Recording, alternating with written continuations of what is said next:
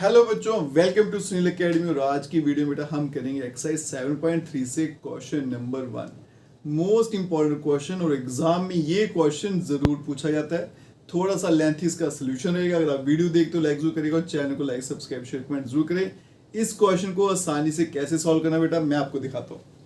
Question समझते पहले। Triangle है दो ABC और DBC आपके सामने बनी हुई है।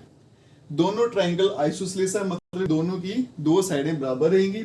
उसके अलावा बेटा इस पॉइंट को D को आगे एक्सटेंड किया है ताकि वो P पॉइंट पे BC को कट करेगा। शो दैट ये चार मुझे बताने हैं, प्रूफ करने हैं। गिवन बस इतना ही है कि दो आइसोसेलेस ट्राइंगल है, ठीक है। तो पहले इसका मैं गिवन लिख लेता हूं। तो गिवन देखिएगा बेटा क्या है इसका। Triangle ABC and triangle DBC, ये दोनों के दोनों क्या है, आइसोसेलेस ट्राइंगल। ये तो मुझे गिवन में था बेटा। अगर ये आइसोसेलेस ट्राइंगल है तो इनकी दो साइडें बराबर होगी। इसी तरह से बेटा अगर कंक्लूजन निकालना आपको आते हैं स्टेटमेंट से तो आप ज्योमेट्री में परफेक्ट हो जाओगे। AB से आइसोसेलेस है, दो साइडें बराबर रहेंगी। कौन कौन सी ले लेते हैं, AB इक्वल्स टू AC और दूसरी में ले लेंगे BD इक्वल्स टू CD।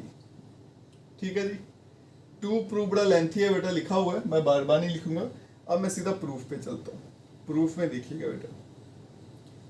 अब दिक्कत क्या है बेटा इसके प्रूफ में, कुछ चीजें जो है वो इससे रिलेटेड है, उनको बाद में दे दिया। कुछ चीजें इससे रिलेटेड है, इसको बाद में दे दिया। तो मैं आपको सीक्वेंस में कराऊंगा, ठीक है। मैं ये नहीं देखूंगा पार्ट 3 आ गया, पार्ट 4 हो गया। मैं देखूंगा अगर ये कॉन्ग्रुएंट हो जाएगा तो उससे इनमें से कौन सा आंसर आता है वो उसके साथ ही निकाल दूंगा। सीक्वेंस में चलेंगे, फिर बड़ी आसानी से आपको ये समझ आएगा।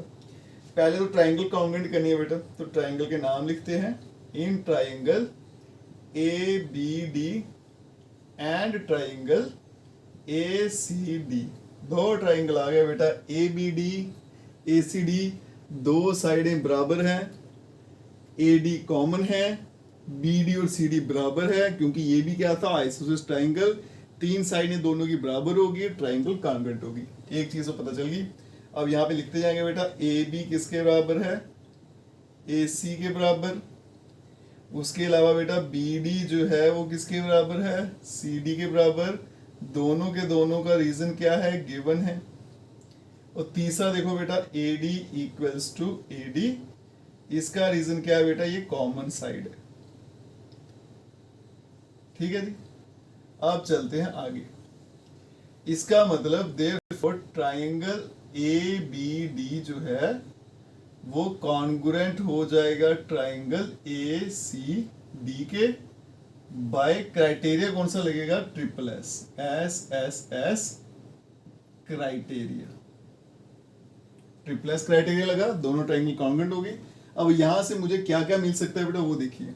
एक तो मैं ले लूंगा ये एंगल और ये एंगल आपस में बराबर, इसको 1 इसको 2 लिख लेता हूं। तो मैं लिखूंगा angle 1 equals to angle 2 by CPCT। अब ये क्यों लिया, ये देखो बेटा। अगर एंगल 1 और एंगल 2 बराबर हो गए तो इसका मतलब ये दोनों इससे बराबर हो गए ना। तो फिर ये जो लाइन है AD वो इसका क्या बन जाएगा, एंगल बाइसेक्टर। बाइसेक्टर का मतलब दो बराबर हिस्से करने। तो ये लाइन इस एंगल के दो बराबर हिस्से कर रही है, तो इसलिए ये लाइन क्या है, इसकी एंगल बाइसेक्टर। देयरफॉर AD जो है वो एंगल बाइसेक्टर है, angle bisector of angle A। तो यहां लिखा हुआ था बेटा कि AP जो है वो बाइसेक्ट करती है एंगल A को।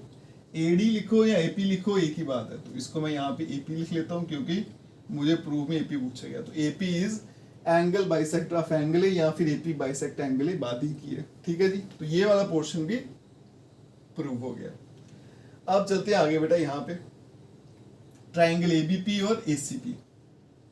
In triangle ABP and triangle ACP।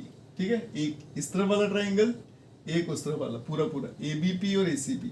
दोनों में देखो बेटा क्या है, एक तो AB इक्वल्स टू AC, ये तो मुझे गिवन था, एक हो गया। दूसरा देखो बेटा ये साइड कॉमन है AP दोनों में, AP इक्वल्स टू AP, ये आ गया कॉमन। और तीसरा देखो बेटा एंगल 1 इक्वल्स टू एंगल 2, ये हमने ऊपर प्रूव किया, प्रूव्ड, एबव लिख लेंगे इसको। अब पता चला एंगल 1 और एंगल 2 बराबर क्यों लिए थे, एक तो इसने बाइसेक्ट करना था, दूसरा बेटा जब नेक्स्ट एंगल कॉन्ग्रुएंट करनी थी ना वहां भी इसने इस्तेमाल होना था, इसलिए मैंने पहले ले लिया। एंगल 1 एंगल 2 के बराबर हो गया, तो इसका मतलब triangle ABP is congruent to triangle ACP by SAS criteria. ठीक है जी। अब एक ट्राइंगल पकड़ लो, ये वाली साइड इस्तेमाल हुई, ये भी हुई, बीच में उसके एंगल आ रहा, तो SS बन गया।